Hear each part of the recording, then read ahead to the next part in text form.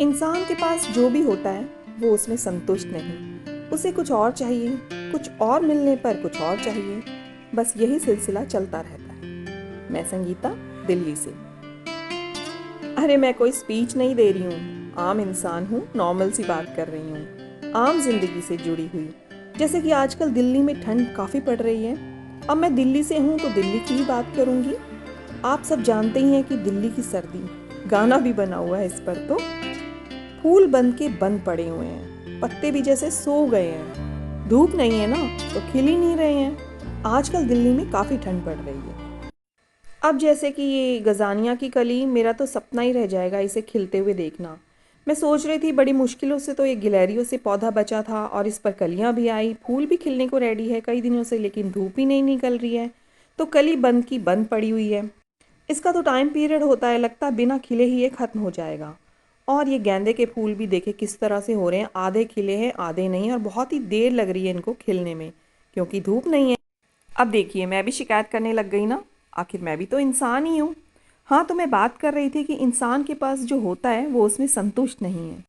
जैसे अब ये छोटी सी ही बात ले लें, जब सर्दी है तो हम कहते हैं बाप रे कितनी सर्दी है, कुछ गर्मी आए, धूप आए तो कुछ बात बने, सर्दी से परेशान हो गए हैं। फिर गर्मियाँ आ जाती हैं तो कहते हैं बाप रे कितनी गर्मी है, हमारे सारे पौधे झुलस रहे हैं, क्या करें, कुछ काम नहीं हो पा रहा है। बारिश आए तो कुछ बात बने, कुछ राहत मिले। फिर बारिशों के दिन आ जाते हैं तो हम उनसे भी परेशान हो जाते हैं और कहते हैं मेरे कितने पौधे ओवर वाटरिंग से ख़राब हो गए हैं।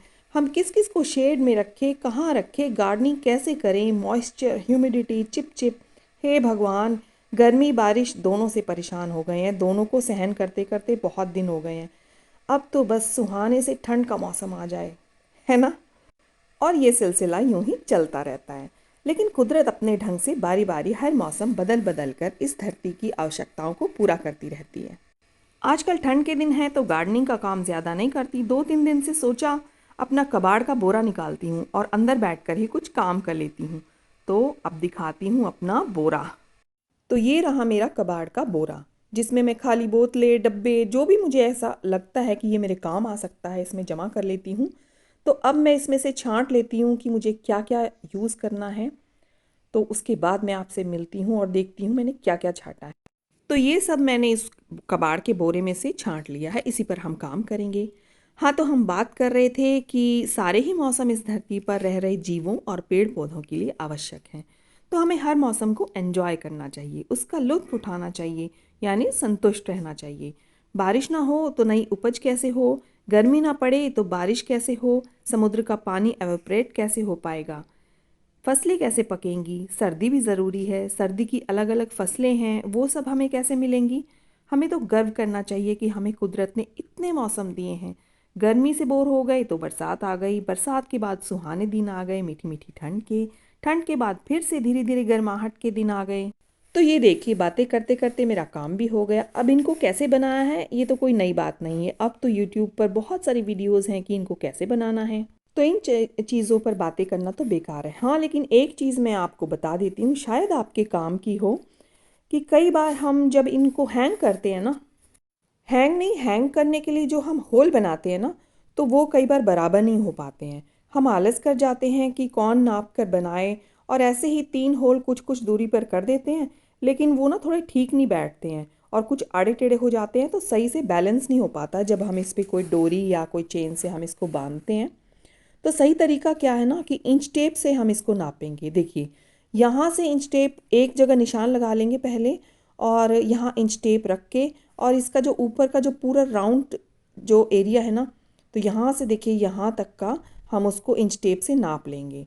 और जितना भी आएगा, जितने इंचेस भी, मान लो मेरा 18.5 आया था, तो जितना भी आएगा उसको हम 3 से डिवाइड करेंगे, क्योंकि हमें जो 3 ही डोरी बांधनी होती हैं 3 तरफ से, या फिर जो चेन होती है उसके 3 ही हुक होते हैं, तो 3 से डिवाइड करके तो मेरा आया 6.1। तो 6.1 इंचेस की दूरी पर हम इसके निशान लगा लेंगे। देखिए, एक 6.1 छोड़कर एक यहाँ हो गया, दूसरा फिर से 6.1 छोड़कर फिर यहाँ हो गया। तो इस तरह से वो बराबर आ जाएगा तीनों तरफ से, तो अच्छे से होल हो जाएंगे। या तो सोल्डरिंग आयरन है आपके पास, उससे कर लें, या फिर कोई पतला पेचकस वगैरह नुकीली चीज़, उससे कर ले। चाकू से तो लंबा लंबा सा बड़ा अजीब सा हो जाता है। और फिर इस तरह की चेन, ये मुझे 15 रुपये की एक पड़ी थी। इससे भी प्लांटर बहुत ही खूबसूरत रेडीमेड जैसा ही लगता है।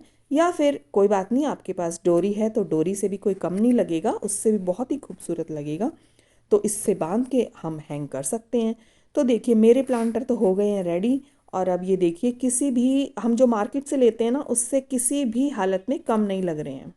ये इतने मजबूत हैं कि 3-4 साल या उससे भी ज़्यादा तो कहीं नहीं जाने से रहे। तो मैंने देखा है कि जो मार्केट से हम हैंगिंग बास्केट लेते हैं ना, वो 2 साल में ही क्रैक आ जाता है। तो इसका अंदाज़ा मुझे जब हुआ था, जब कि इसके बॉटम में मैं होल कर रही थी ना, तो बड़ी मुश्किल से हो पाया था। बड़ी मजबूत हैं ये। और जो मार्केट से लाते हैं ना, उनका बड़ा पतला प्लास्टिक होता है, फटाक से होल हो जाता है उनमें। तो बताइए कैसे लग रहे हैं मेरे ये DIY प्लांटर्स? अच्छे लग रहे हैं ना? इनको मैं वाइट ही रहने दूंगी, वाइट ही अच्छे लग रहे हैं। ये डिब्बा भी ठीक ठाक लग रहा है। और ये पिगी कैसा लग रहा है ये भी बताएं।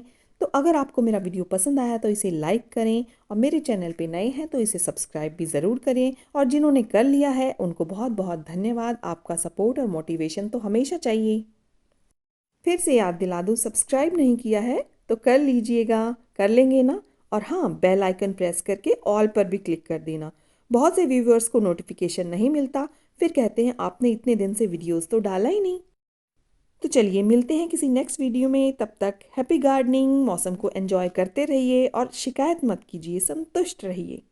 अभी इनमें प्लांट्स बस मैंने ऐसे रखे हैं, परमानेंट लगाए नहीं है, लगाऊंगी तब आपसे फिर शेयर करूंगी कि कौन से प्लांट लगाऊंगी।